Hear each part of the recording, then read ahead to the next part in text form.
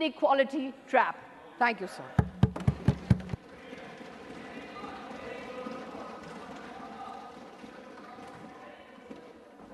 Special mentions Sri S.D. Devgoda, concern over natural calamities in Karnataka, its neighboring states, and other parts of our country. Sri S.D. Devgoda.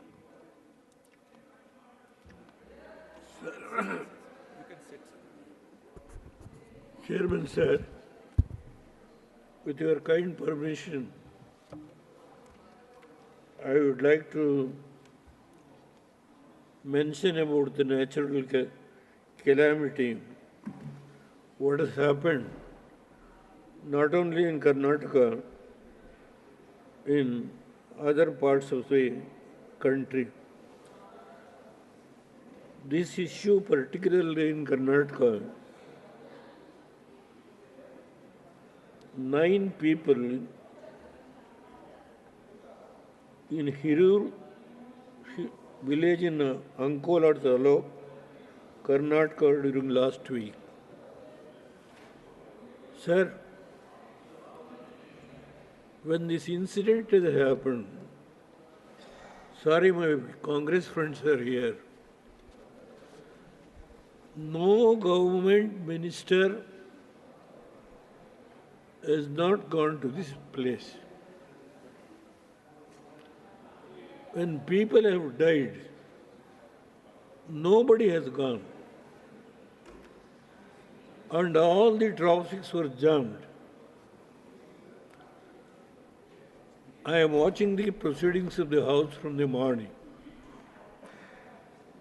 Sir, with kind permission, I don't want to take issue on politics.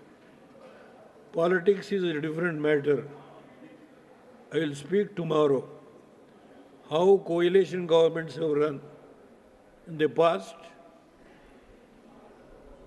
I will draw the attention of the House. They are all elders. Only particularly on this issue, I have requested you tomorrow will speak on the budget because I want to raise this issue. My friends are sitting here. Today morning, one issue was raised, with your kind permission. Somebody raised the point of order. Your good self has said, I will give a ruling tomorrow. I know why you have permitted, with what background, and the ruling which you are going to give tomorrow, we are waiting. Sir, when people have died, the hill was slipped, the entire road was highway. Nobody gone from the state government. For 6 days, the heavy industries and steel minister of union government has gone there, and after his visit, the military was sent by the union government and what the union government has done.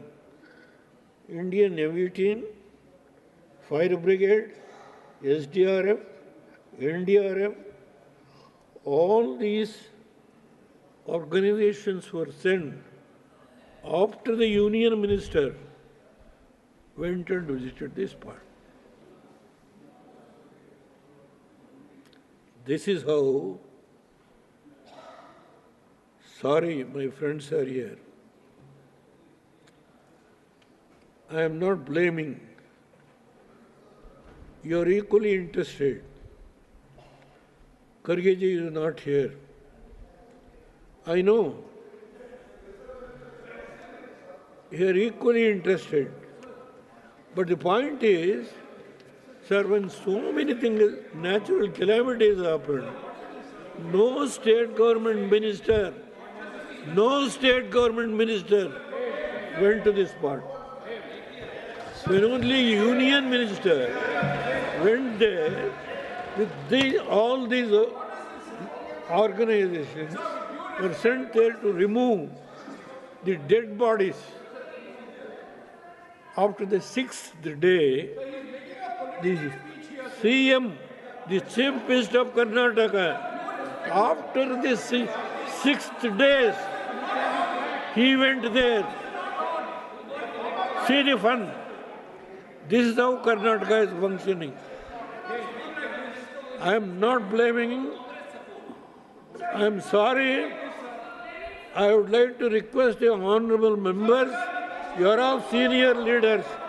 You must ask your leader, Kharge ji. Ask your leader, Kharge ji. It is not for me. This is how the government is functioning. We'll hear you tomorrow, Now, sir, on budget. I would like to tell you very frankly, my friends, it's not politics. When the people have died, what the state government was doing? What the state government is doing? We'll have you tomorrow, sir. I thank the Union government for having sent all the NDRF, Indian Navy team, the fire brigade. I will thank the Union government for taking necessary steps to see that the people who are suffering were Sir, point of order, sir. removed, the dead bodies, everything. And One second. today evening, I Sir, think we'll the have the- crossing has been allowed after 10 days. This Sir, is the position. sir. I would like to bring it to the Honorable House through the chairman having allowed me to speak. I am grateful to you, sir. Thank you, sir. Thank you very much. Okay. No, I'll allow you. First, everyone has to take seat. No, please take seat. First take seat. No. Please take seat. Take seat. Take seat, sir. Take seat. I'll call you. Mr. Tiruchi Shiva wants to raise a point of order. Yes, raise it. I'm Sir, special mentions means we have to give it in writing well before, and it will be vetted by the Secretariat and it will be approved. And no word other than what is there in the special mention admitted should not be read or spoken, sir. But it's giving a speech, sir. All those things should be expunged other than what has been in the special mention. One second, please. No. इस पे एक specific provision है जिससे डीविएट You read it. You read the provision. Differential No, you read the provision. Mr. Pramod Tiwari, special mention sir Mr. Pramod Tiwari, you raise your point of order and read the provision which you are invoking. ठीक Read है it. Sir sir मैं सिर्फ ये कह रहा हूँ कि जो बुक पे मैंने पढ़ा है वो मैं कह रहा हूँ No, sir. You will have to read. Should be written No. Pramod ji, you will have to. अगर स्पेशल One मेंशन second. दूंगा मैं Yes. Okay, he is raising point of order. One second. Please, Saket, बैठिए. Yes. You are raising point of order. Actually, I would like to associate with Mr. Tiruchi Shiva. See, these provisions and procedures are equal to all the members. So what is so special with the former Prime Minister? When the question of special mention comes, it is equally applicable to all the members. What And is your you have point to follow that. What is your point of order? No, it's not the. I am just associating with Tiruchi Shiva. Yeah, good. So, one second. So very simple. You are supporting Mr. Tiruchi Shiva, a senior member of the House. So this is not a point of order. This can be summarily decided right now. Okay. No, Randeep, you will have to avail the opportunity in your own right. You are getting a support.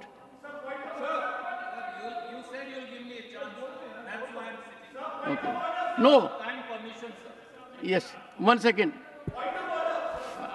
He is raising first. Sir, we all respect the office of the former Prime Minister. 1 second. Randeep, you are raising a point of order. Absolutely, sir. Raise the point of order. Yes, sir. Sir, my point Number of order. one, specify the rule and give the situation. Sir, if you, with your kind permission, sir, we all respect the office of the former Prime Minister. In this case, he has been elected with the support of the Congress party. He may have changed his political positions thrice. This is an allegation. It's a separate issue. Don't. But he cannot use this opportunity to deliver a political speech which is beyond the scope of record unless you raise a point. Nothing will go on record. Mr. Surjewala, you will have to raise a point of order. This is condemnable. Please, no, this is nothing will go on entirely record. wrong. And his speech. Nothing will go on record. Nothing will go on record. Yes, Mr. Pramod Tiwari. He's only legs. Sit down, sit down, sit down. I am here. Yes. 180 है sir, 180 One है, second. 180 sir, 1 second. Yes. Sir 180. Yes. Take the book sir. Yes, the book is with me. Mr. Tiwari? Read 180 sir. Yes, 180. एक minute.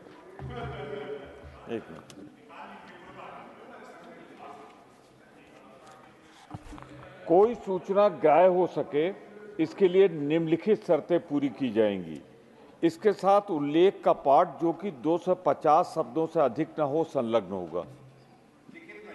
लिखित में वह किसी ऐसे विषय से संबंधित नहीं होगा जो मुख्यतः भारत सरकार का विषय न हो.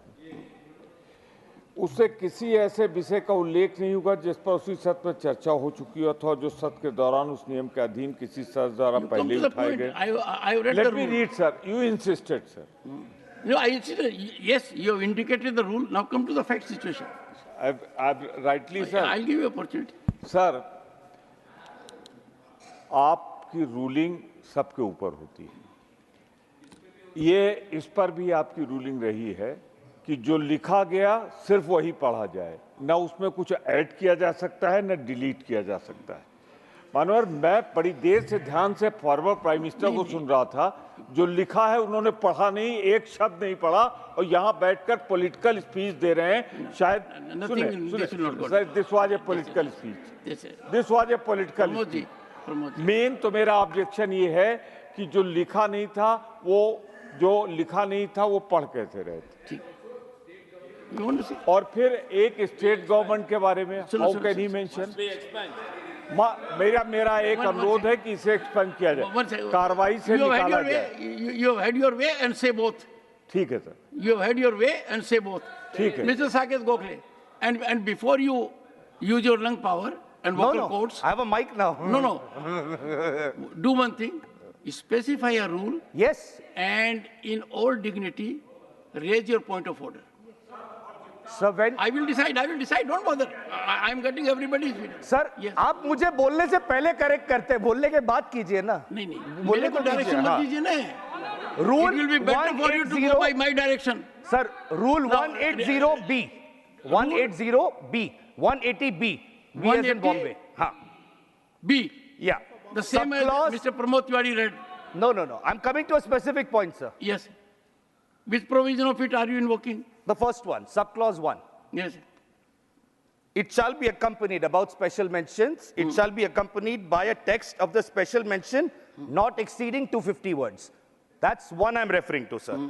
उसके बाद में, number 4, it shall not raise more than one issue and issue shall not pertain to trivial matters. Yes, fine.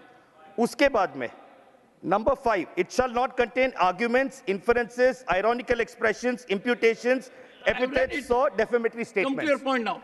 Now the point is, in terms of average word per minute of an average speaker, 250 words is roughly about 4 minutes. 3. 2 minutes, 2 to 3 minutes, number 1. Number 2, the text, we all submit special mentions. The text has to be adhered to. So with due respect, I would like to request you to kindly expunge the remarks made by the Honorable former Prime Minister, Mr. Deve Is that Gowda. point of order? Yes, sir. Okay, heard you. Bhupendra Yadav, Honorable Minister. And Bhupendra ji, Sir. Mr. Pramod Tiwari, a very experienced member, has made his reflections. I expect on an issue, 1 second, Now. You can't have patience. I allowed all who wanted to say. Sir, Honorable Minister, I said. Minister? No. Okay. 1 second. Okay. Mr. Tiruchi Shiva has raised a point which is very important, that an Honorable Minister of the Union cannot, even with the permission of the chair, reflect on an issue. So I have called him. Yes, Mr. Bhupendra Yadav. Sir, मैं तो आपसे, क्योंकि आप sir बहुत अच्छे तरीके से संचालन करते हैं और आप एक लंबे समय से नियम प्रतिपादित कर सकते हैं, मैं आपसे निवेदन करने के लिए खड़ा हुआ हूँ।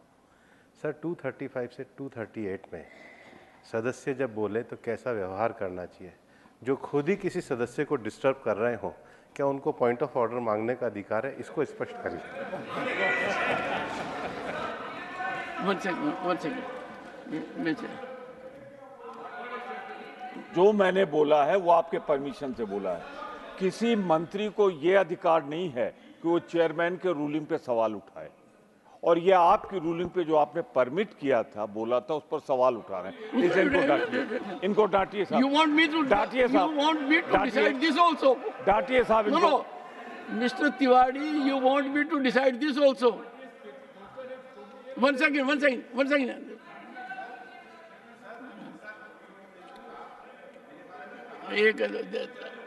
देवगौड़ा जी Cooperate. देवगौड़ा जी बैठे we have respect for your age. Permission. No, but please do it by sitting. 60 years of political career, I have never used an unparliamentary language, either in the assembly or in Lok Sabha or in Rajya Sabha. I know my limitations. I have not hurt anybody. I only said facts. Even after 6 days, the state government, the chief minister or the minister, nobody has not gone there. Is it an unparliamentary word? Let the honorable chairman give the ruling on this issue. I will, if at all if I have made any mistake, I will withdraw. I have no hesitation. I don't want to learn from these friends. Let me be honest, I know my limitations. I have never hurt anybody. Sir. I only mentioned the facts. I have never used unparliamentary word. I am so sorry. Thank you, sir. Thank you. I want to, with this, I would like to submit with your kind permission. Thank you, sir.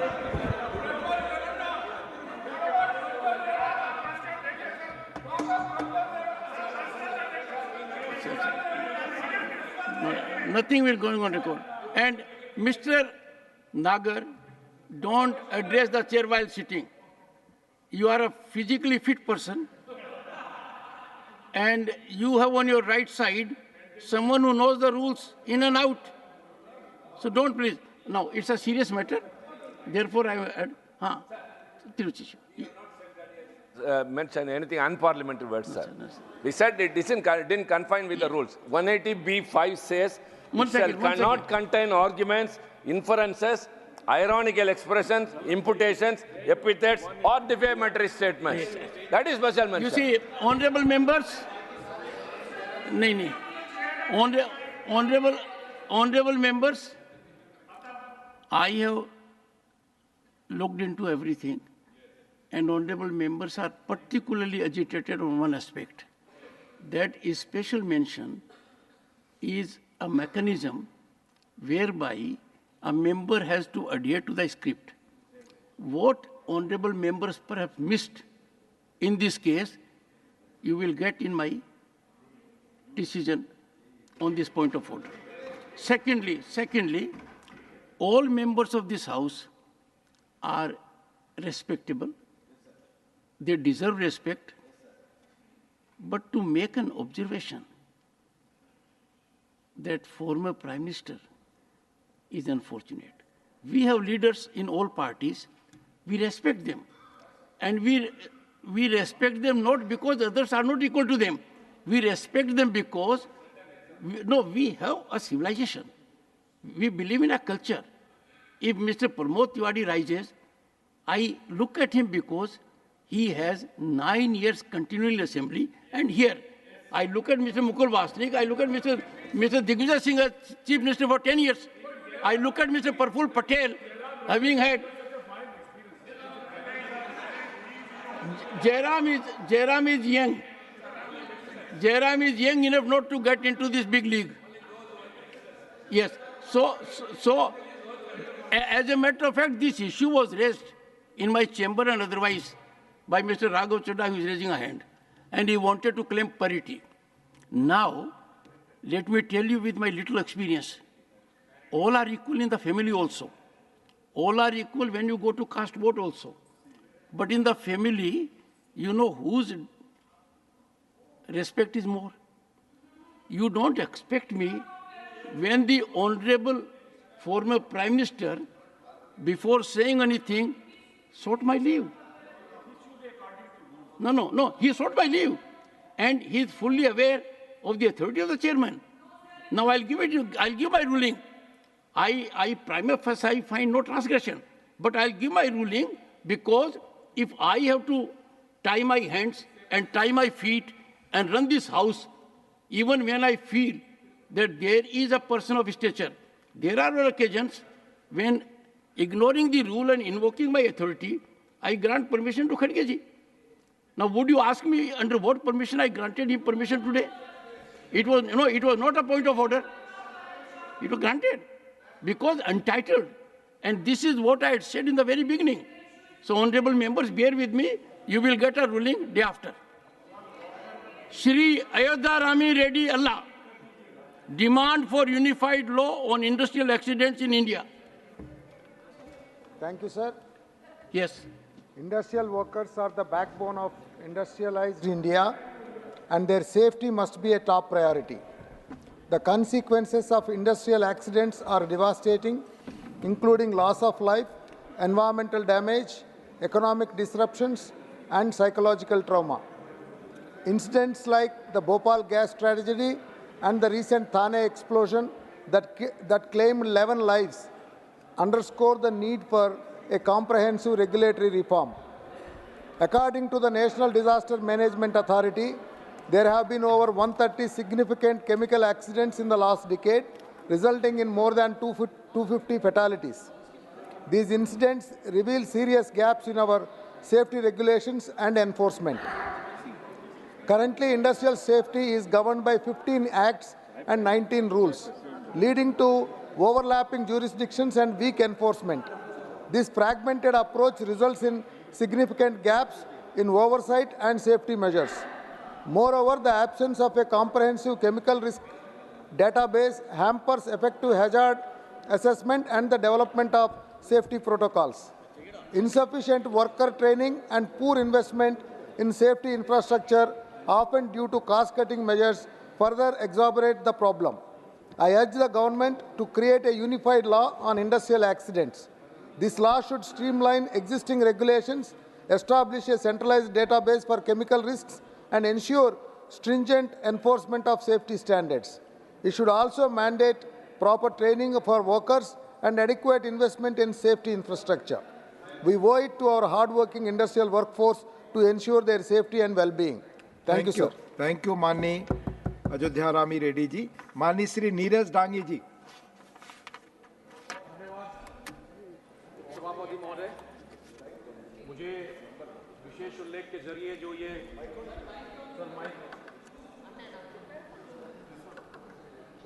Mic आपके पीछे on है। पीछे मेरे यहाँ। आप जहाँ बोल रहे हैं वहाँ भी है, वहाँ भी है।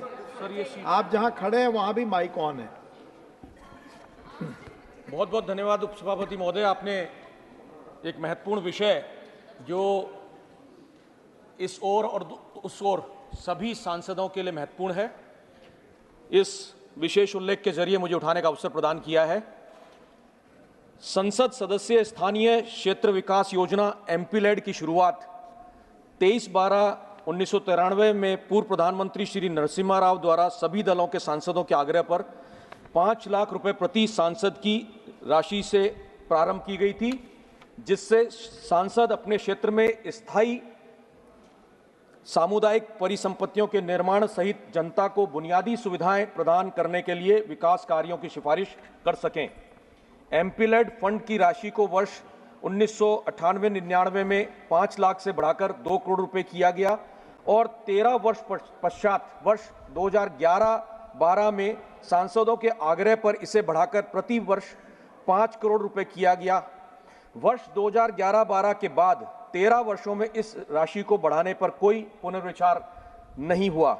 महोदय, एक संसदीय क्षेत्र में लगभग 8 से 10 विधानसभा क्षेत्र का समावेश होता है। राजस्थान, उत्तर प्रदेश, पंजाब, केरल जैसे राज्यों में विधायक स्थानीय क्षेत्र विकास योजना अंतर्गत राशि कई वर्षों से 5 करोड़ या 5 करोड़ से अधिक है। दिल्ली में यह राशि 10 करोड़ रुपए प्रति विधायक है। विधायक स्थानीय क्षेत्र विकास योजना की राशि और सांसद स्थानीय क्षेत्र विकास योजना की राशि लगभग समान हो गई है, जबकि अनुपातिक रूप से यह राशि 8 से 10 गुना होनी चाहिए। वहीं राज्यसभा सांसद के लिए पूरे राज्य में विकास योजनाओं हेतु 5 करोड़ का सांसद स्थानीय क्षेत्र विकास कोष पर्याप्त नहीं है। अतः आग्रह है कि 13 वर्ष पूर्व निर्धारित इस राशि पर पुनर्विचार करते हुए संसद सदस्य स्थानीय क्षेत्र विकास योजना की राशि को बढ़ाकर 15 करोड़ प्रति सांसद किया जाना चाहिए। सभापति महोदय, आपके माध्यम से मेरा सरकार से आग्रह है कि एमपी-लेड्स की राशि 15 करोड़ रुपए करने पर विचार करें। धन्यवाद। बहुत बहुत धन्यवाद। धन्यवाद माननीय नीरज डांगी जी। माननीय डॉक्टर अनिल सुखदेव राय बोंडे, प्लीज, आपका स्पेशल मेंशन है। Thank you, Deputy Chairman, sir.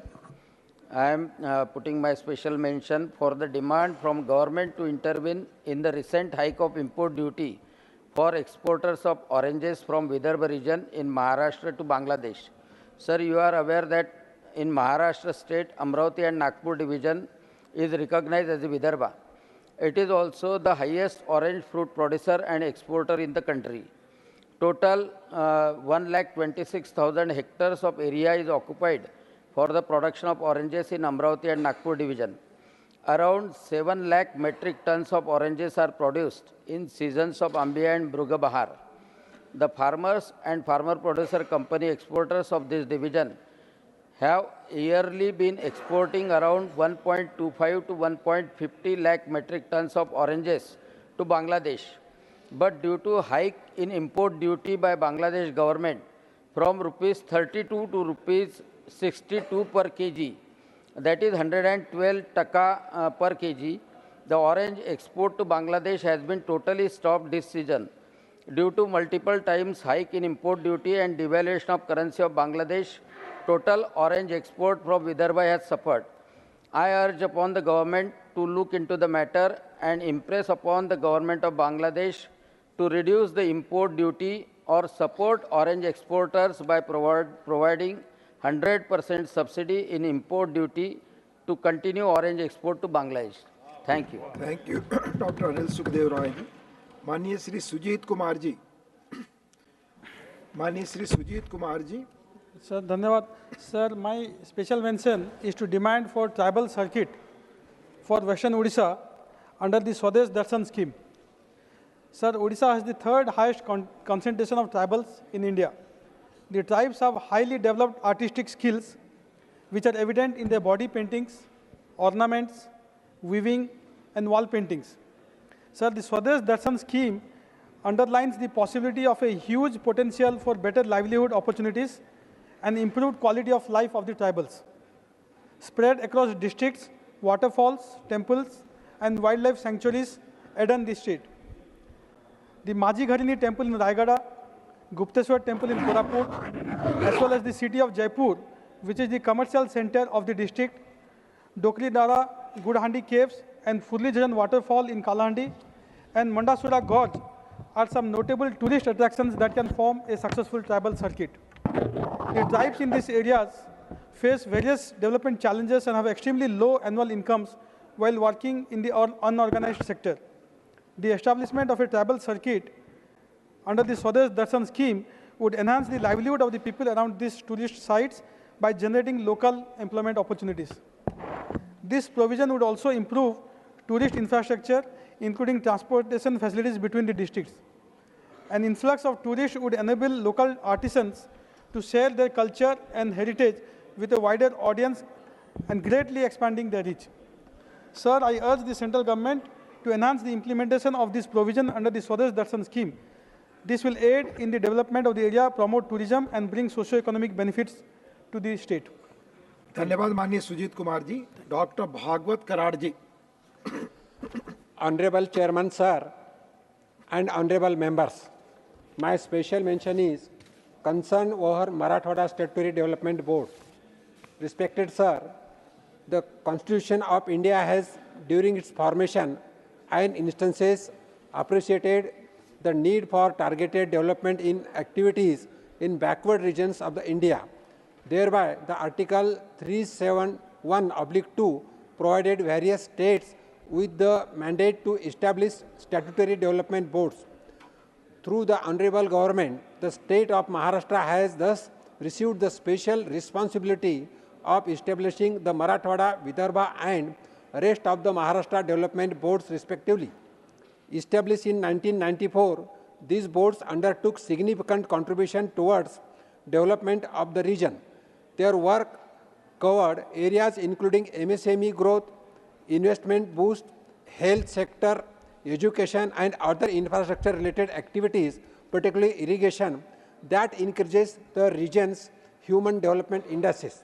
However, Chairman Sir, unfortunately, these boards have not been functioning since June 2020, having ended their tenure under the Mahavikas Aghadi government. Through you, I seek to highlight before the House that these boards undertake an extremely crucial functions of ensuring equitable development across regions. I belong to the region of Marathwada and had a distinguished privilege of strict to serving this board. Thus, I seek to stress upon the urgency with which these boards must be reconstituted to benefit the peoples of Marathwada, Vidarbha and rest of the Maharashtra. Our government has highlighted the importance of Sabka Saath, Sabka Vikas. Under the honorable leadership of Prime Minister Sri Narendra Modi ji, the statutory development boards will play an extremely important role in the development of the backward regions. Please ये proof text जो है वही पढ़ें। वही sir, नहीं change है। I thank you for cooperation and look forward to positive steps in this direction to start different statutory development boards. Thank you. Thank you. माननीय श्री संजय सिंह। धन्यवाद मान्यवर। मेरा स्पेशल मेंशन देश में बुजुर्गों की जो स्थिति है उसके ऊपर है। देश में बुजुर्गों के साथ हो रहे दुर्व्यवहार और उन्हें अकेला छोड़ देने के मामले तेजी से बढ़ रहे हैं, जिसके चलते बुजुर्गों को वृद्धाश्रम में रहने के लिए मजबूर होना पड़ रहा है। वृद्ध व्यक्ति समाज के लिए संपत्ति की तरह होते हैं। हमारी भारतीय संस्कृति में बुजुर्गों को बरगद की छांव का दर्जा दिया जाता है मानवर, लेकिन उसी समाज की एक कड़वी सच्चाई यह भी है कि वृद्ध लोगों के साथ दुर्व्यवहार एक गंभीर समस्या बन चुकी है। पिछले कुछ साल पहले दिल्ली के गैर सरकारी संगठन एज वेल फाउंडेशन ने देश के 20 राज्यों में 10,000 बुजुर्गों पर एक सर्वेक्षण किया था। इसकी रिपोर्ट डराने वाली थी। रिपोर्ट के मुताबिक लगभग 23% यानी देश का हर चौथा बुजुर्ग देश में अकेला रहने को मजबूर है। यह बुराई केवल शहरों तक सीमित नहीं, बल्कि रिपोर्ट कहती है कि लगभग 21% बुजुर्ग गांवों में, जबकि 25% बुजुर्ग शहरों में अकेले रह रहे हैं। यही कारण है कि संयुक्त राष्ट्र भी जागरूकता के जरिए इसे रोकने के लिए प्रयासरत है। देश में बुजुर्ग माँ बाप या वरिष्ठ नागरिकों के साथ दुर्व्यवहार को रोकना हम सबकी सामाजिक जिम्मेदारी है। महोदय, बुजुर्गों की यह स्थिति देखते हुए मैं सरकार से मांग करता हूं कि बुजुर्गों और माता पिता को छोड़ने और उनके साथ मारपीट से बचाव हेतु एक सकारात्मक प्रावधान और कानून लाया जाए और बुजुर्गों के सामाजिक और आर्थिक हित को सुनिश्चित किया जाए। धन्यवाद। धन्यवाद माननीय संजय जी। श्रीमती सुमित्रा बाल्मीकि जी। धन्यवाद अध्यक्ष महोदय। आपके माध्यम से भारत जैसे विशाल विविधता से भरपूर देश में प्रौद्योगिकी से पर्यटन का प्रबंधन सरल और प्रभावी बनाया जा सकता है।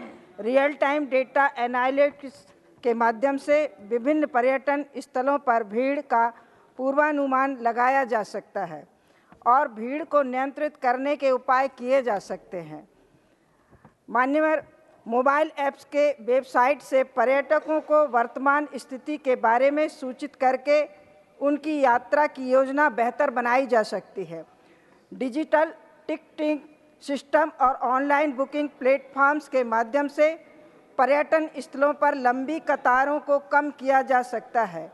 QR कोड स्कैनिंग और ई-टिकट्स के उपयोग करके प्रवेश प्रक्रिया को सुव्यवस्थित किया जा सकता है, जिससे पर्यटकों का समय बचेगा और उनका अनुभव सुखद रहेगा।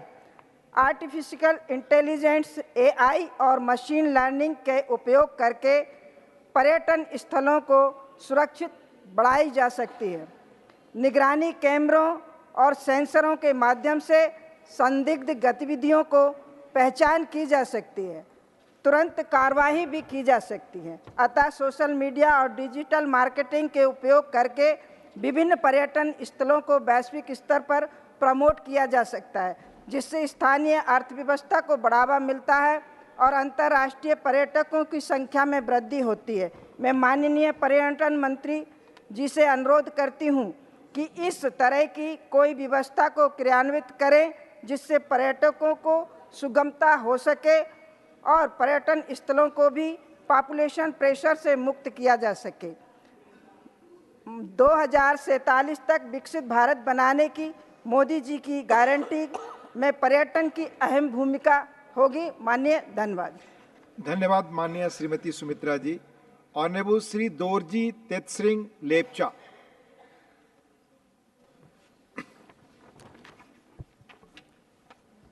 Honorable Deputy Chairman, demand for reservation of seats for Limbu and Tamang scheduled tribe communities in the Sikkim Legislative Assembly.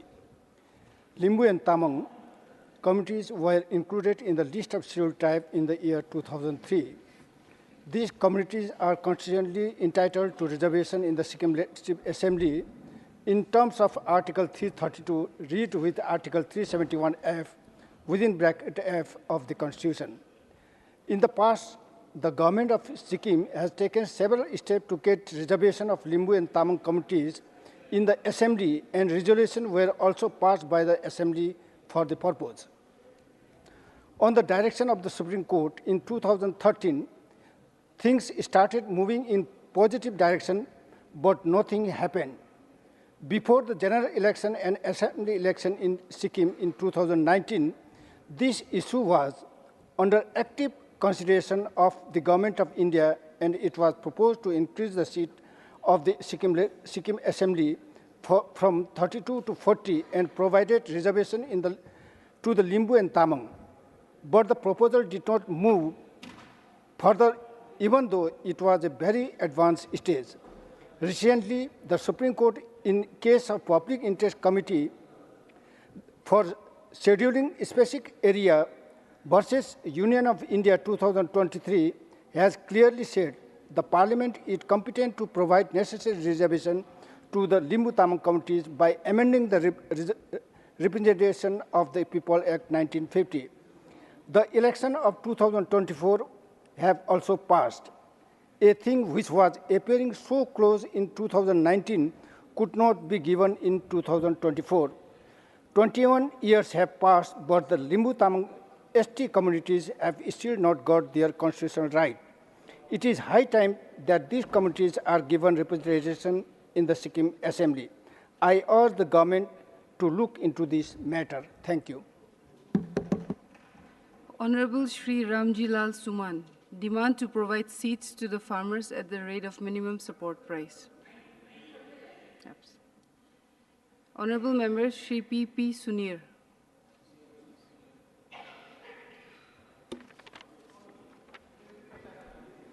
Thank you, sir.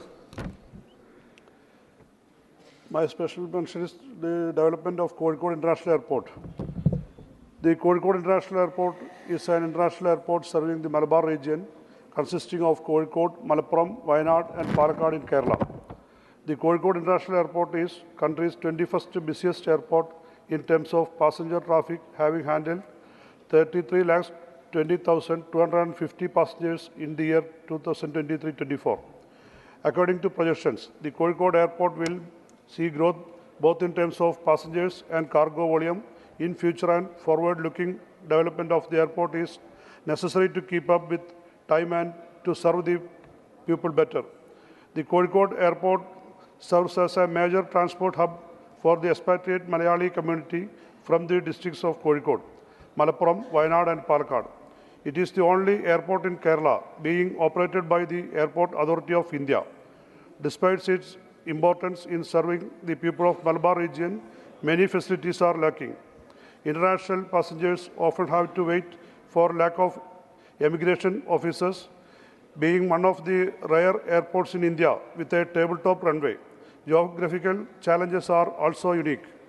In light of the importance of Kozhikode Airport, international and domestic flights should be increased from all major cities of India and Gulf countries. Kerala government has already acquired land for the expansion of airport and runway with proper compensation for residents. The runway correction work should be concluded timely, keeping in mind the growth in passenger numbers to enable large aircraft to safely land. Airport authorities should also focus on providing modern and passenger-friendly services in both terminals to make travel hassle-free. I urge the government to look into this matter. Thank you, sir.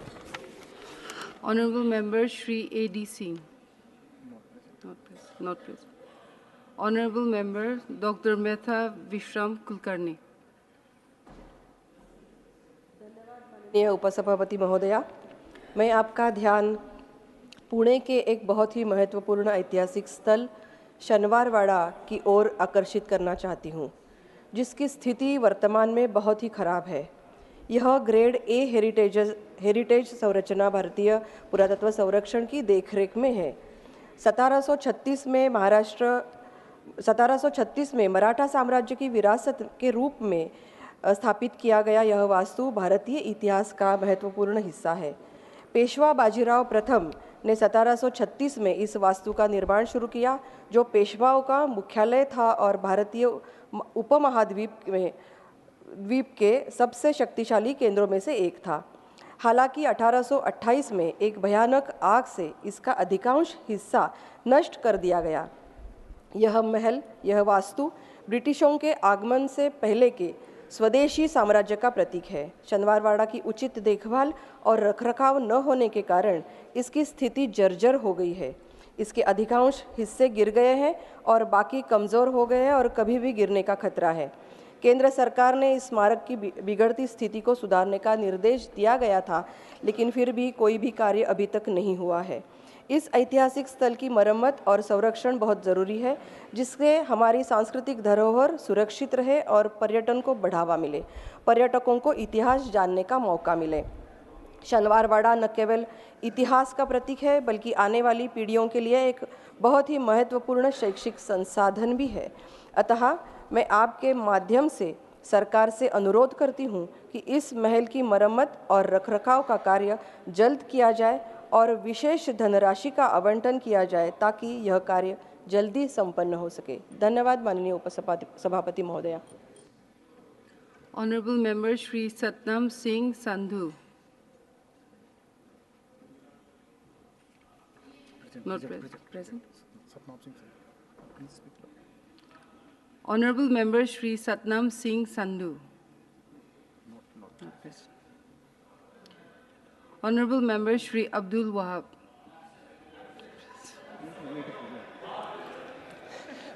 Thank you, ma'am, for giving me a chance. My subject is concern over life and medical insurance and public sector insurance companies. I urge the government to take following steps in the best interests of the people and the industry. First is removal of GST on life and medical insurance payment. Presently, both life and medical insurance premium attracts a GST rate of 18%, which is beyond any reason and rational. The Parliamentary Standing Committee on Finance of the 17th Lok Sabha has also recommended that GST on life and medical insurance premium be withdrawn in the interest of the people and the industry. Reintroduction of income tax deduction for health insurance premium. The deduction allowed under Section 80D towards health insurance premium has been discontinued in the new tax regime. Health insurance has become an imperative today in the view of progressively increasing cost of hospitalization. There is a greater demand of reintroduction of income tax reduction allowed earlier in the old regime under Section 80D of the income tax are allowed in a new regime also toward payment of health insurance premium. Consolidation of public sector and general insurance companies. The public sector general insurance companies is National Insurance, New India Assurance, Oriental Insurance, and United India Insurance have been recording reasonably good performance in spite of myriad challenge confronting them. They hold a market share over 30%. There is an opinion of merit that these companies be merged into a single entity to form a single corporation so that they derive the economies of of the scale. I would like to request the Ministry of Finance to consider these important subjects and take a favorable decision on these suggestions. Thank you. Honorable Member Dr. Bhim Singh.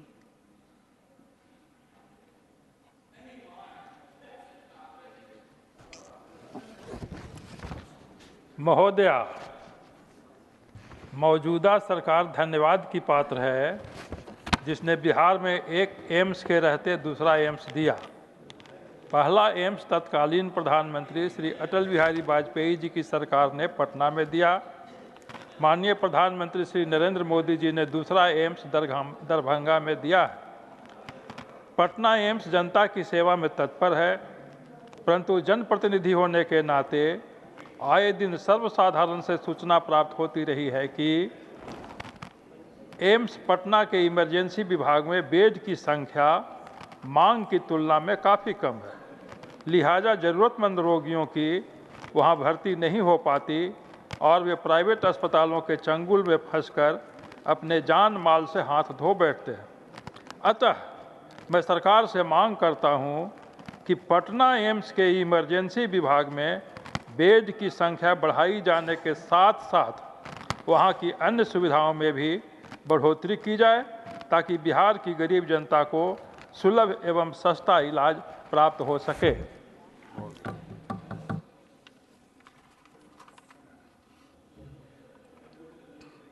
Honorable Member Shri Harish Biran. Thank you, ma'am. I wish to draw your attention to Nipah virus outbreaks in Kerala, which has been declared as health emergency. The deadly virus resulted in the death of a 14-year-old boy last Sunday. Nipah virus outbreaks have haunted Kerala on 4 occasions in the past. Outbreaks of the virus were reported in 2018 and 2023 in Kozhikode and 2019 in Ernakulam. The Department of Health in Kerala has taken precautionary measures and multiple-level surveillance mechanism is in place. But the biggest impediment facing in such diseases outbreak, which was seen also during Nipah virus outbreak, is the inadequacy of virus testing facilities in the country. Currently, for viral testing, the only center in India is the National Institute of Virology in Pune. It is a matter of grave concern that there is only one advanced center for virology testing catering to 140 million population of the country. It is highly inadequate in a country like India to have only one viral testing center, and this delays the detection and containment of the deadly infectious disease like Nipah and other similar diseases. NIV Pune, the result has come after a week's time, which is causing delay in rollout of strategy of containment of such deadly infectious disease.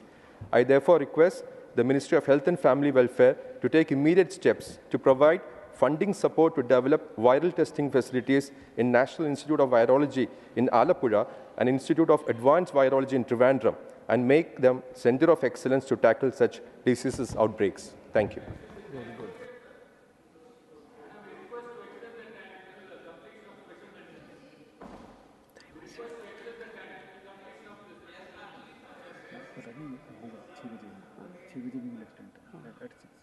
We will extend the time at 6 p.m.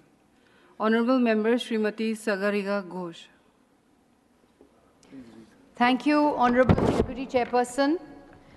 I seek to draw attention to the urgent need to ensure efficient implementation of the Mahatma Gandhi National Rural Employment Guarantee Scheme. The budget estimate for the Mahatma Gandhi National Rural Employment Guarantee Scheme was rupees 60,000 crore for financial year 2023-24. This had to be increased to 89,000 crore. The Union government has been claiming that availability of funds shall not hinder the implementation of the NREGA. But the government has already utilized 42% of the funds allocated under the interim budget for financial year 24-25. Additionally, the government is considering distributing excess rice for part payment of the wages. Since most workers are PDS beneficiaries, receiving rice during high inflation offers less flexibility and purchasing power than cash wages. As of January 1st, 2024, Aadhaar-based payment system has been mandated within the framework of the NREGA. More than 1.5 crore workers are yet to be ABPS, Aadhaar Payment Bridge System, enabled. The opacity of the ABPS architecture makes it impossible for workers to track which account their payment has been deposited in, leading to diverted and misdirected payments. Any deviations or inaccuracies could lead to a situation wherein rural workers may be deprived of their rightfully earned wages, especially people from marginalized backgrounds. There are concerns over mandatory digital attendance, deletions of job cards, delayed disbursements, and unresolved dues to states. MNREGA promises work, wages, and dignity to millions of Indians. I urge the government to urgently address these issues to ensure the efficient implementation of the Mahatma Gandhi National Rural Employment Guarantee Scheme. Thank you. Honorable Member Shri Narayan Das Gupta. Not present. Honorable Member Dr. Kanimozi NVN Somu. Very much. Ma'am, my subject is concern over the access to washroom, sanitation facilities like toilets in educational institutions and workplaces for women across the country. Ma'am, it is disheartening to see India's Nari Shakti being troubled due to the inadequate toilets and sanitation facilities at educational institutions and workplaces. Although the number of women in the spheres of education and workforce is on the rise, the provision of sufficient and adequate toilet facilities for them is still sadly lacking. From schools to colleges, banks to public offices, where women are forced to bear with the nature's call for long hours, this is absolutely ridiculous and shameful. Ma'am, women workers form a large population of the workforce in the informal or unorganized sectors. Unfortunately, most workplaces and work activities in the informal sectors lack basic sanitation facilities and toilets. Lack of access to poor sanitation facilities, separate hygiene, toilets, and clean water are not only affects the physical health of the women, but also their self-esteem, dignity, and safety, and makes it difficult for them to participate in the workforce and contribute to the economic development of the country.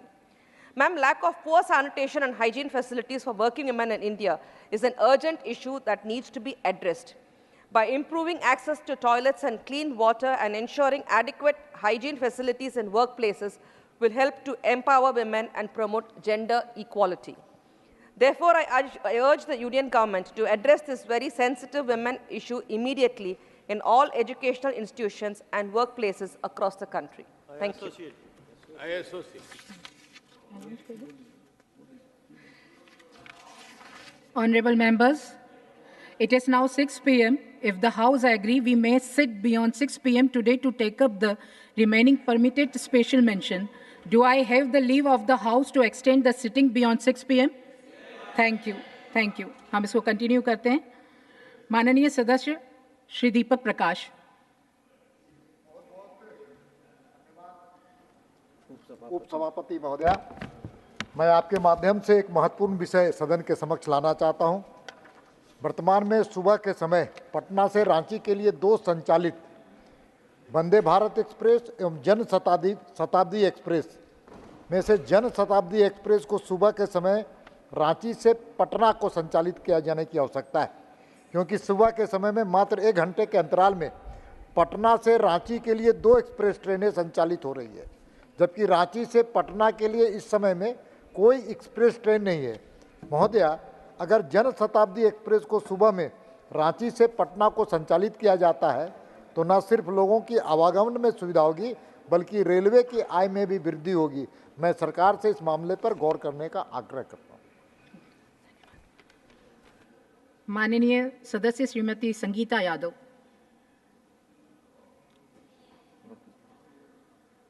माननीय सदस्य श्री सदानंद मालू सेठ तनावड़े। Thank you, Madam. My special mention is demand for reservation for scheduled tribes in Goa Legislative Assembly. I rise to draw the attention of this august House to an urgent and significant issue pertaining to the political representation of scheduled tribes in the Goa Legislative Assembly. Goa, with its rich cultural heritage and diverse population, is home to several scheduled tribes who have been integral to the social and economic fabric of the state. Despite their contribution, the scheduled tribes in Goa have not been adequately represented in the State Assembly. The Indian Constitution guarantees political reservation for scheduled tribes to ensure their meaningful participation in the democratic process and to address their unique social, economic, and cultural challenges. However, in Goa, there is currently no political reservation for scheduled tribes in the State Assembly, which hampers their ability to influence policies and decisions that directly affect their lives. This lack of representation impedes the empowerment and development of the scheduled tribes in Goa. We must address this issue to ensure inclusive governance and equitable development. I urge the government to take immediate steps to amend the representation norms and provide political reservation for scheduled tribes in the Goa Legislative Assembly. This measure is essential to uphold the constitutional rights of scheduled tribes and to promote their active participation in the democratic process. Thank you, ma'am. माननीय सदस्य doctor Sasmit Patra.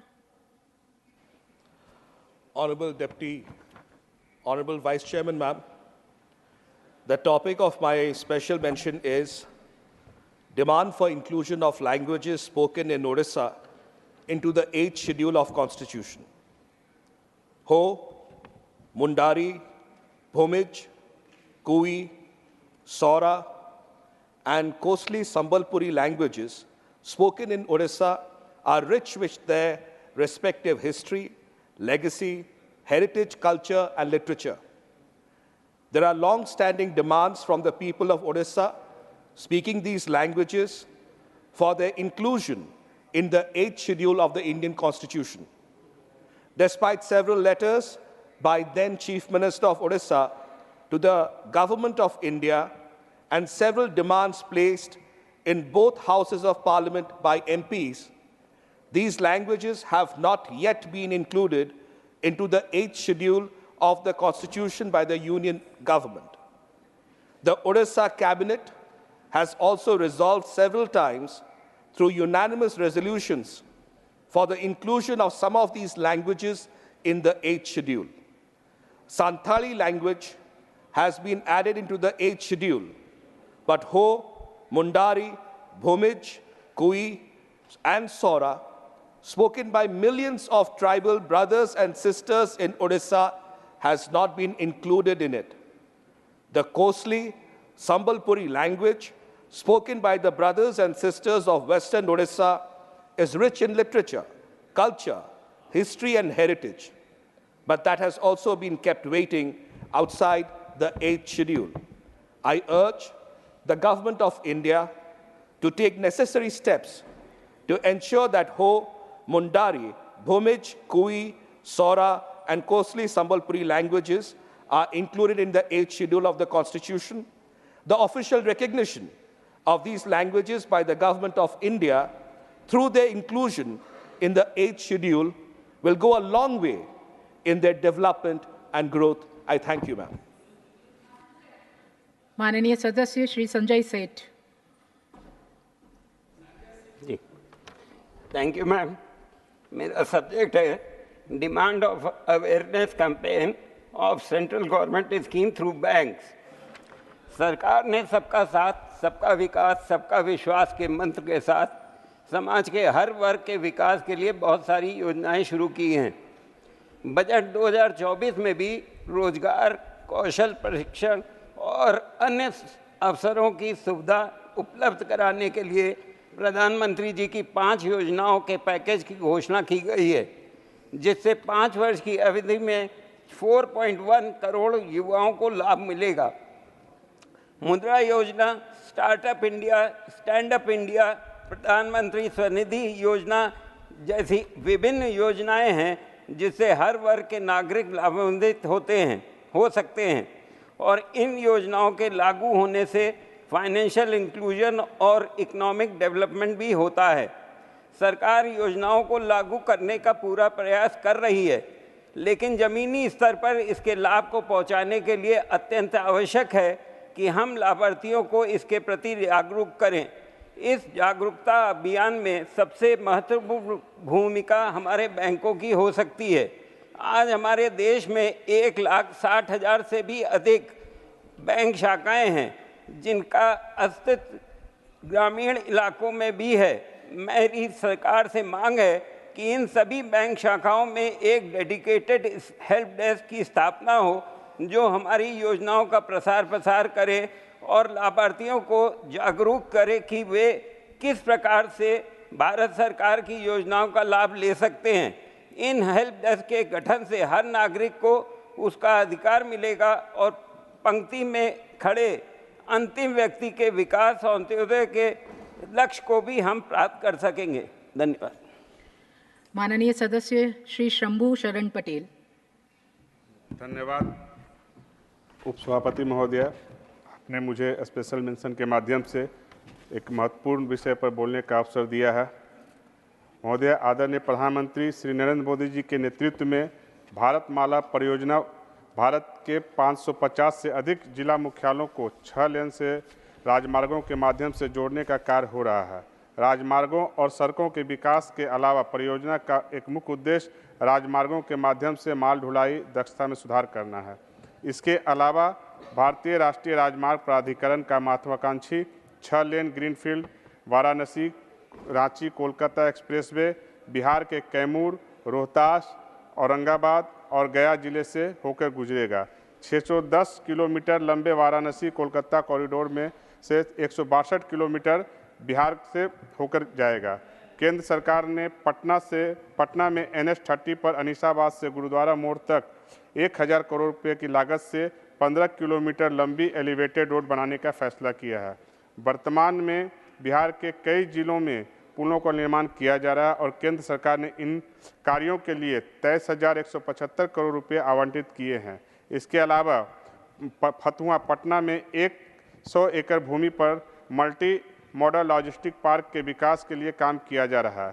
केंद्र ने इसके लिए 1,000 करोड़ रुपये का प्रावधान किया है। महोदय, आपके माध्यम से माननीय केंद्रीय मंत्री जी से आग्रह है कि बिहार में अधिकांश जिले आकांक्षी है, इसलिए इस सभी परियोजनाओं के कार्य में तेजी लाया जाए ताकि बिहार में विकास की गति है वो जल्द से जल्द हो सके और NH के दोनों तरफ जो अतिक्रमण है उसे हटाया जाए और NH पर सोलर लाइट का इंतजाम किया जाए, जिससे कि NH पर होने वाली दुर्घटना को कम किया जा सके। धन्यवाद। माननीय सदस्य Shri P. Wilson. Thank you, Vice Chairman Madam. I am going to speak on the concern over the energy security projects in Tamil Nadu. TANGEDCO, the Tamil Nadu State Power Utility, has initiated the development of a 2 into 800 megawatts supercritical thermal project at Uppur in Ramanathapuram district. Similarly, the 1,320 megawatt Udangudi Stage 1 is nearing completion with potential for further development of 2,640 megawatts through Udangudi Stage 2 and 3. The state government has granted administrative approval. Existing coal handling infrastructure, including a coal jetty and closed conveyor systems, are in place for all 3 stages. Considering the development of in-state projects is vital for the growth, it is proposed by state that NTPC and NLC undertake further development of these projects with an estimated cost of Rs 30,000 crores. The electricity generated could be utilized by the Tamil Nadu and other southern states, as the capacity of the existing transmission line is nearly maxed out, and establishing new lines could take about 8 to 10 years. Enabling these projects by NTPC and NLC will enhance the energy security of Tamil Nadu and other southern states. Additionally, the power demand in Tamil Nadu is increasing at a higher rate compared to other states, expected to cross a peak demand of 21,000 megawatts by 2025 to 2026. Presently, Tamil Nadu receives only 55% of powers from Unit 1 and 2 of Kudangulam Nuclear Power Plant, roughly about 1,150 megawatts, with Units 3 and 4 expected to be completed by 2025. It is urged that 100% allocation from these Unit 3 and 4 be granted to Tamil Nadu to meet the growing demand and make the state of Tamil Nadu without power cuts. Thank you, Vice Chairman, sir. माननीय सदस्य doctor Ashok Kumar Mittal. धन्यवाद महोदय, मुझे ये अवसर देने के लिए। मैं देश में आवारा पशुओं द्वारा होने वाले हमले के रोकने के संदर्भ में बात करना चाहूँगा। हम सब सोशल मीडिया पर वीडियो देखते हैं जहां आवारा पशु बच्चों और बुजुर्गों पर हमला करते हैं, और भटिंडा में एक ऐसा मामला सामने आया जहां एक 5 वर्ष की बच्ची पर स्टे एनिमल ने हमला कर दिया और उसकी मृत्यु हो गई। पूरे देश में डॉग बाइट्स के केसेस जो 2022 में 21 लाख थे, वो 2023 में 28 लाख हो गए, और WHO के अनुसार पूरे विश्व में 36% रैबीज रिलेटेड डेथ भारत में होती हैं, और इसका संज्ञान देश के हाई कोर्ट्स और सुप्रीम कोर्ट द्वारा भी लिया गया है। यूके के प्रतिष्ठित मेडिकल जर्नल लॉसेंट के अनुसार हमारे देश में हर वर्ष 59,000 डेथ्स स्टे एनिमल अटैक के कारण होती हैं।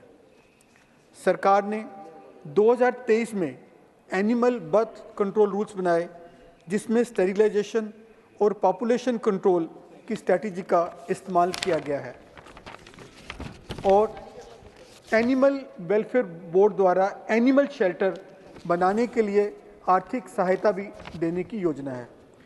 लेकिन यह योजनाओं से जो परिणाम अपेक्षित थे वो पूरे नहीं हुए हैं। मेरा सरकार से निवेदन है कि आवारा पशुओं के रिहेबिलिटेशन के लिए स्वच्छ भारत योजना के अंतर्गत एक डेडिकेटेड स्ट्रेटजी की शुरुआत करने की आवश्यकता है, जिसमें ब्लॉक, वार्ड या तालुका स्तर पर आवारा पशुओं के लिए शेल्टर का निर्माण किया जा सके, और मैन एनिमल कन्फ्लिक्ट के बढ़ते मामलों पर भी अंकुश लग सके, और भारत को स्वच्छ भारत में अर्बन लोकल बॉडीज़ की रैंकिंग में स्टे एनिमल मैनेजमेंट को भी एक क्राइटेरिया बनाना चाहिए, जिससे अर्बन लोकल बॉडीज़ बेहतर तरीके से बढ़ते मामलों पर काबू कर सके। धन्यवाद महोदय। माननीय सदस्य डॉक्टर सिकंदर कुमार। मैडम, आपने स्पेशल मेंशन के तहत एक महत्वपूर्ण विषय पर बोलने का अवसर दिया, उसके लिए बहुत बहुत धन्यवाद। मैं आपका ध्यान उत्तराखंड राज्य में 4 धाम यात्रा की समस्या की ओर दिलाना चाहता हूं। उत्तराखंड के क्षेत्र में स्थित 4 पवित्र हिंदू तीर्थस्थल हैं।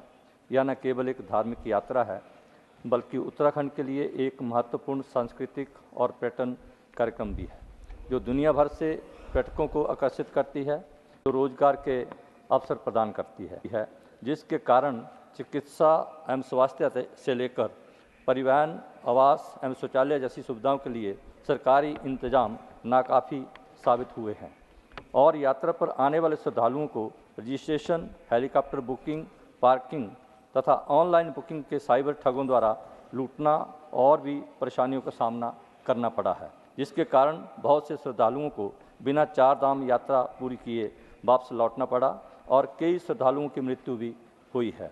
मेरा पर्यटन मंत्री से आग्रह है कि 4 धाम यात्रा पर आने वाले श्रद्धालुओं की सुविधाओं से संबंधित अधिकारियों द्वारा आगामी वर्षों की 4 धाम यात्रा के लिए उचित सुविधाओं के प्रबंध की समीक्षा पहले ही संपूर्ण कर ली जाए, जिससे 4 धाम यात्रा में आने वाले श्रद्धालुओं को कोई परेशानी ना हो। धन्यवाद। माननीय सदस्य श्री मनोज कुमार झा। शुक्रिया। Thank you ma'am, vice chairman ma'am. It's a very important issue. Thank you for the permission because it impacts lakhs of students all over India. My subject is need for reconsideration of NCTE's oversight of NIOS DLAD ODL program.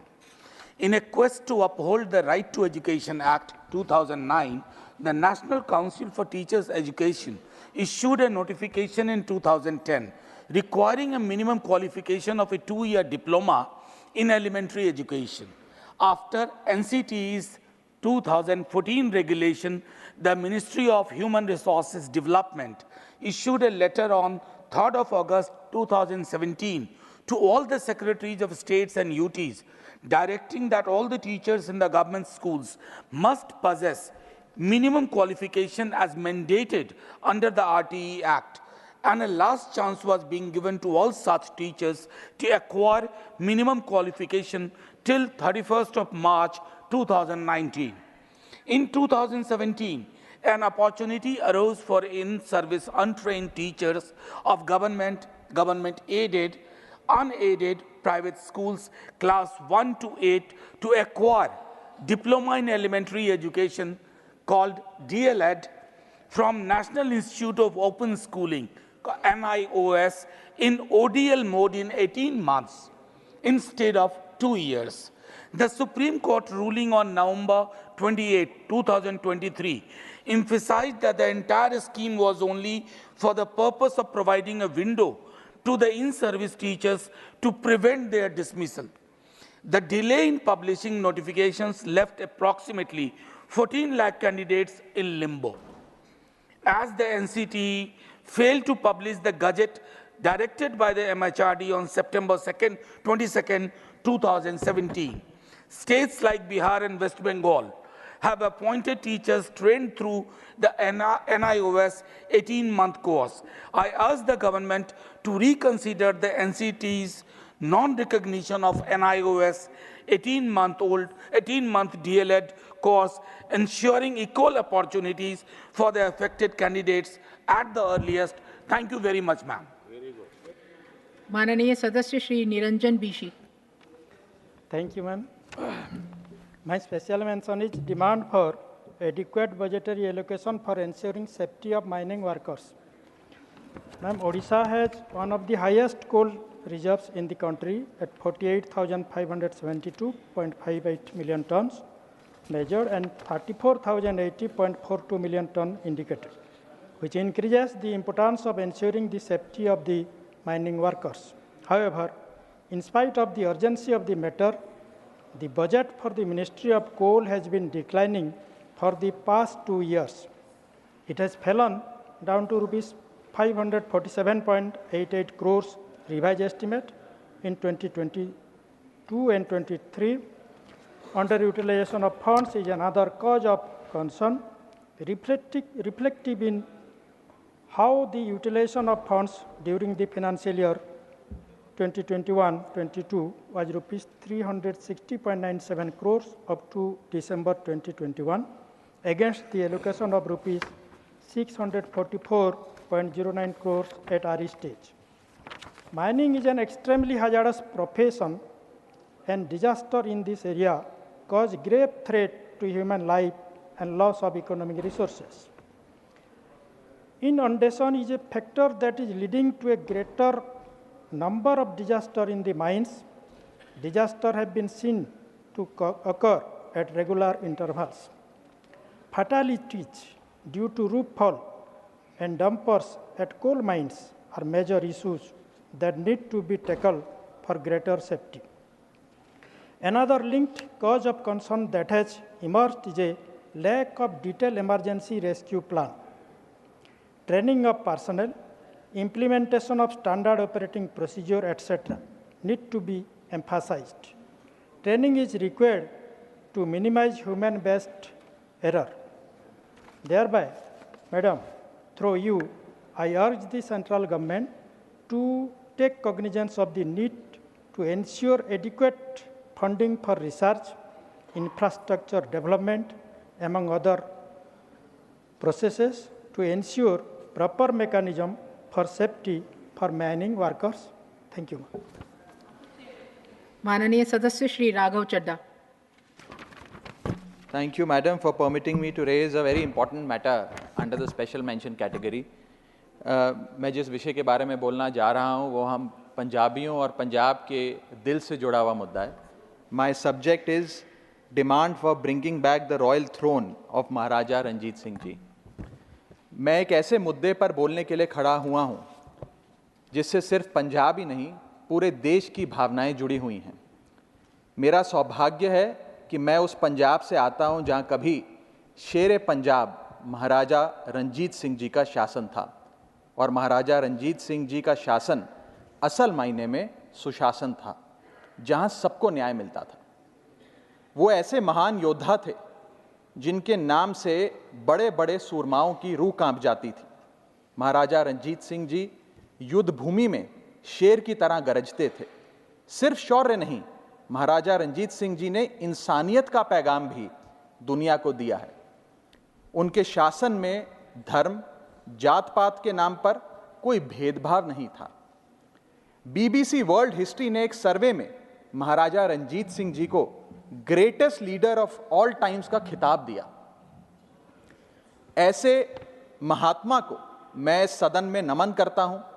महाराजा रंजीत सिंह जी को याद करते हुए एक अहम मांग रखना चाहता हूं. लंदन के विक्टोरिया एंड एल्बर्ट म्यूजियम में महाराजा रंजीत सिंह जी का सोने का सिंहासन रखा हुआ है. मैं भारत सरकार से ये मांग करता हूं कि भारत सरकार अपने डिप्लोमेटिक रिलेशंस यानी कि कूटनीति का इस्तेमाल करते हुए यूनाइटेड किंगडम की सरकार से बात करें और उस सिंहासन को वापस लाने का प्रयास करें.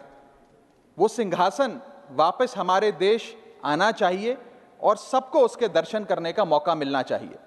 महाराजा रंजीत सिंह जी के जीवन को हम सबको उनके जीवन से प्रेरणा मिलती है, सीख मिलती है. साथ ही उनके शौर्य, इंसानियत और राज्य की नीति को बच्चों को किताबों में भी पढ़ाया जाना चाहिए, जिससे बच्चों को सुशासन का असली मतलब पता लग सके. बहुत बहुत शुक्रिया. माननीय सदस्य Shri R Girirajan. Thank you, Madam. My special mention is demand for establishment of a multi-purpose industrial training center and high-tech trade center with the entertainment park at North Chennai Industrial Cluster. North Chennai Industrial Cluster comprising of the Ennur, Thiruvattriyur, Ennur, Manali, Korattur, Madavaram, Ambattur, Avadi and the adjoining district of Tiruvallur, making this region a special industrial hub, houses many large petrochemical industries and fertilizer units, thermal power station, NCTPS Stage 1, NTECL, CPCL, TPL, MPL and MFL are more than 6,000 SMEs is in this North Chennai Industrial Hub and competitive industrial area, where companies are fighting for skilled manpower. Thus, the employment potential is high. This is a need for an advanced industrial training center and a trade center to harness the human resources. Madam, the picturesque location between the Retteri and the Madavaram lakes is excellently suitable for the industrial corridor complex. This will help hundreds and thousands of educated and skilled youth for getting hands-on training in various industrial trades. This will be great boon for skill training and entrepreneurship development as well as promotion of trade and commerce. There is a huge potential and scope for creation of water theme park and entertainment park which add advantages to this North Chennai industrial hub. The multi-varied industries at Ambattur, Madavaram, Korattur, Manali, Ennur will get a much needed facelift and overall trade will prosper. Productivity will grow. Employment opportunities for youth will be generated in huge numbers. Establishing multi-purpose industrial training center with the trade center will definitely facilitate the Tamil Nadu in achieving its target of 1 trillion economy very soon. Therefore, I urge this government to establish a multi-purpose industrial training center and trade center to support North Chennai Industrial Hub. Thank you, Madam. माननीय सदस्य Shri Nagendra Roy. Thank you, Madam. There has been a long-pending demand of the Greater Cooch Behar People's Association since the year 2015 for formation of the Greater Cooch Behar Union Territory by carving it out of the state of West Bengal. The association has made a number of representations to the government of the past of realized aspiration of its people. This association has been against merger of Did and Cooch Behar with West Bengal and Assam. As consideration is illegal, unconstitutional, and against the wishes of the local.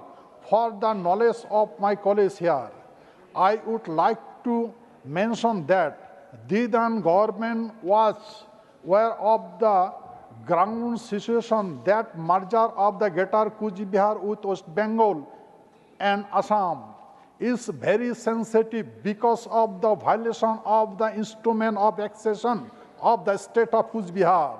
Since between Maharaja Sri Jagadevendra Narayan Bhup Bahadur and Lord Mount, Governor General Dominion Gulf of India, on 9th August 1947 of Agreement Annexure A, made on 28 and 30 August 1949. Interestingly, Cooch Behar was shown as a C category state in the first schedule of the Constitution adopted by Constituent Assembly on 26 November 1949. Therefore, I would sincerely request Honorable Home Minister to undo the injustice done to peoples of Cooch Behar by carving out it as a separate union territory. Thank you, Madam. माननीय सदस्य श्रीमती सुलता देव. Thank you, Chairman, Vice Chairman, Madam. My special mention is demand to increase the one-stop centers in Odisha. Violence against women persists as a distressing issue, demanding urgent and comprehensive solutions. The one-stop centers OSC scheme, led by the central government, is commendable but needs expansion in Odisha, where the number of centers is significantly lower than in the states like Madhya Pradesh and Uttar Pradesh. In Odisha, the government has established Sakhi centers to aid distressed women, yet the existing numbers fall short of meeting the extensive demand. Expanding one-stop centers in Odisha is crucial to ensure comprehensive coverage and assistance for the victims of violence. Through you, Madam, I respectfully request the government to increase the number of centers in Odisha to provide support to more women in the state. Thank you so much. माननीय सदस्य doctor Laxmikant Vajpayee. माननीय सदस्य Shri Mujibulla Khan. Thank you, Madam. My special mention is educational access in Odisha, especially Kendriya Vidyalaya and Eklavya schools. Odisha has been presently advocating for the establishment of Kendriya Vidyalayas in every block areas across the state. These schools are crucial to providing quality education and ensuring educational access for students in remote and underserved areas. Additionally, there is a pressing demand for Eklavya schools in scheduled areas and blocks within significant tribal populations. These specialized schools are essential for addressing educational disparity, promoting cultural presentation, and fostering socio-economic development among tribal communities in Odisha. Their establishment would not only improve educational outcomes, but also empower marginalized groups by providing them with equitable opportunities for growth and development. Thank you, Madam. माननीय सदस्य Shri Naresh Bansal. Thank you, Madam Chairperson. Demand for effective flood management works in India. अनिश्चित और लंबे monsoon के मौसम के कारण भारत बाढ़ के प्रति काफ़ी संवेदनशील है। यह महत्वपूर्ण है कि भारत जान माल के नुकसान को रोकने के लिए एक मजबूत बाढ़ आपदा प्रबंधन प्रणाली फ्लड डिसास्टर मैनेजमेंट सिस्टम विकसित करे। उत्तराखंड, उत्तर प्रदेश, बिहार, असम, पश्चिम बंगाल, केरल और उड़ीसा भारत के सबसे बुरी तरह बाढ़ प्रभावित राज्यों में से कुछ हैं। हर मानसून में बाढ़ की पुनरावृत्ति से जान माल को भारी नुकसान होता है।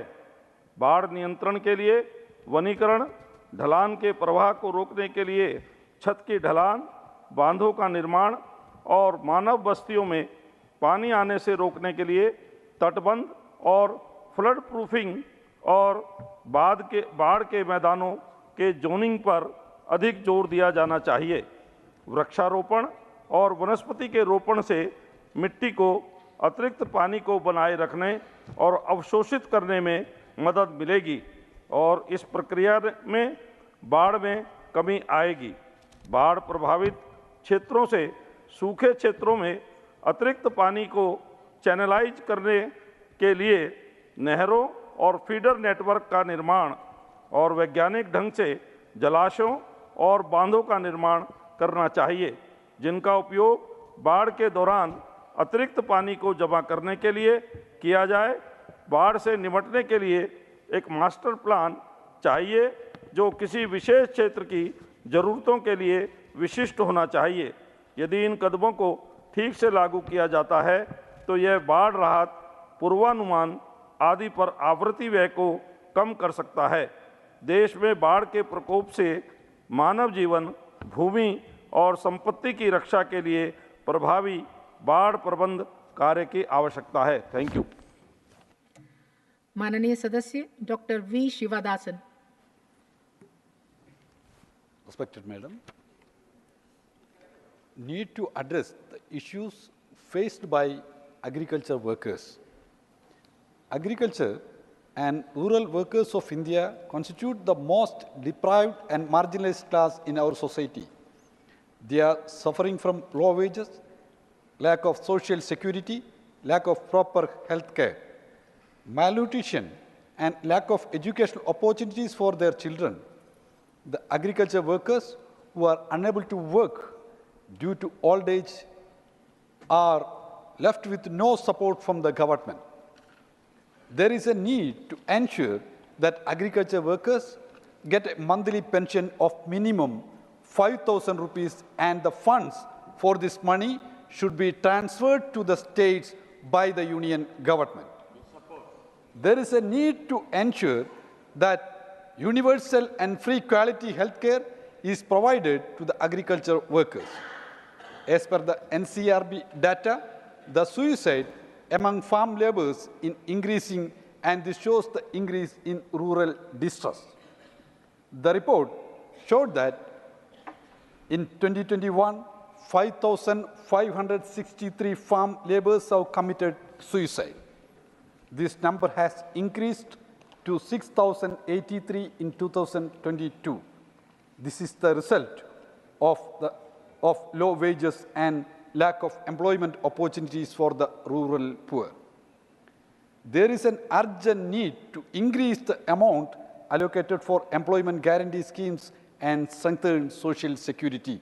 I urge the government to take steps to ensure that the right to a dignified life of the agriculture workers is protected. Thank you, Madam. माननीय सदस्य Shri Brijlal. Thanks, Deputy Chairperson, Madam. My subject concern over high level of pollution in rivers flowing through Bagpat, Uttar Pradesh. The status of the Cancer River in Bagpat, Uttar Pradesh remains dire. The Krishna, Kali and Hindan River, which flow through this region, are heavily contaminated with industrial pollutants, including heavy metals like mercury and lead. This pollution has severely impacted the health of local residents, leading to the high rate of cancer, bone deformities, and other serious illnesses. Effort by National Green Tribunal, NGT, have highlighted the failure to address these issues effectively. Despite order to provide clean drinking water and improve health monitoring, little progress has been made. Many residents continue to rely on the contaminated water for daily use. This has resulted in untimely death and a large number of other ailments. This problem has been there for over 2 decades, and everyone has been highlighting the dangerous effect on the lives of the residents and farmers of this area, but little has been achieved. I earnestly urge the central and state bodies involved in this area to make efforts to eradicate the problem by making war-level efforts and save the life of residents and the future generation. I also urge for a time-bound action on the issue, as this problem is increasing despite making best efforts. Thank you, Madam. Thank you. The House stand adjourned to meet at 11 a.m. on Thursday, the 25th July 2024. धन्यवाद.